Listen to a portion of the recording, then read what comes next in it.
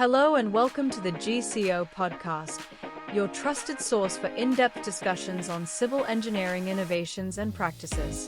I'm your host Ava, and today we're exploring a concept that could redefine urban water management and reshape our cities: sponge cities. Let's start with why sponge cities are needed in the first place.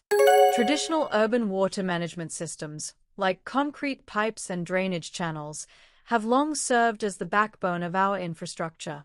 But these systems are struggling to keep up with the pressures of today's world. Increased rainfall intensity due to climate change has exacerbated urban flooding, while poor water retention practices lead to water shortages even in regions experiencing heavy rainfall. According to Europe, over 700 million people now live in areas where daily rainfall intensity has increased. If global warming reaches 4 degrees Celsius, the direct flood damages could multiply by 4 to 5 times. This is a wake-up call for cities to rethink their approach to water management.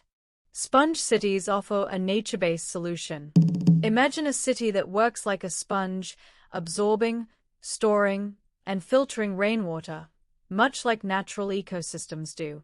This isn't just theoretical. Countries like China, the UK, and the Netherlands are already leading the way. But what exactly makes a city a sponge city? The concept integrates natural and engineered systems, such as green roofs, permeable pavements, urban wetlands, and bioswales, to manage stormwater on site. This decentralized approach allows cities to reduce runoff, improve water quality, and recharge groundwater, all while enhancing urban biodiversity and aesthetic appeal.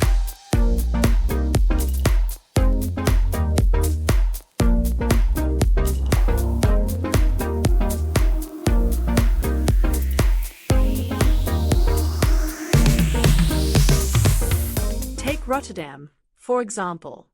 The city has implemented rainwater harvesting systems and sustainable drainage networks that store excess water during heavy rains and reuse it during drier periods.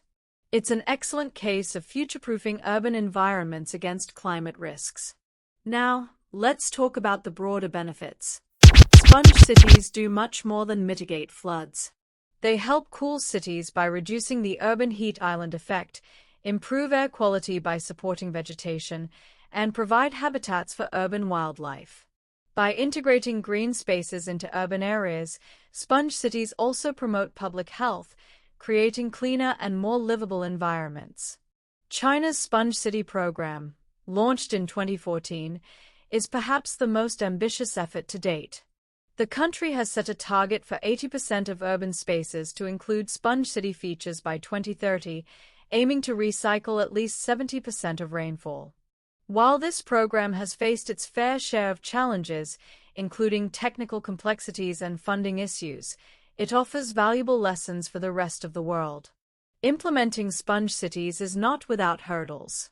Land scarcity in densely populated areas can make it difficult to introduce green infrastructure.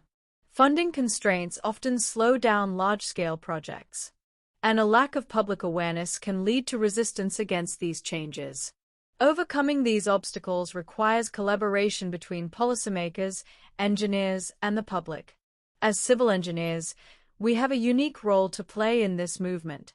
We must advocate for policies that support sustainable urban development, design innovative solutions that fit local contexts, and educate stakeholders about the long-term benefits of sponge cities. The path forward is clear. Sponge cities represent a paradigm shift in urban water management. They are a holistic and sustainable response to the challenges of the 21st century. While the transition may not be easy, the potential rewards for cities, communities, and the environment. Before we wrap up, let me leave you with a question. What challenges does your city face in transitioning to sponge city models? I'd love to hear your thoughts on this. Please share your insights and experiences in the comments section. Let's turn this into a collaborative discussion that can inspire solutions worldwide.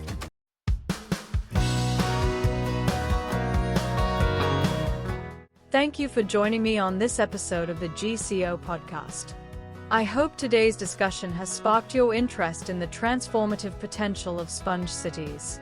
For more insights, visit gcoportal.com, where you'll find articles, case studies, and resources to help you stay informed about the latest trends in civil engineering. Don't forget to follow the GCO podcast for more episodes on cutting-edge topics, and connect with us on social media to keep the conversation going. Until next time, take care and keep engineering for a sustainable future.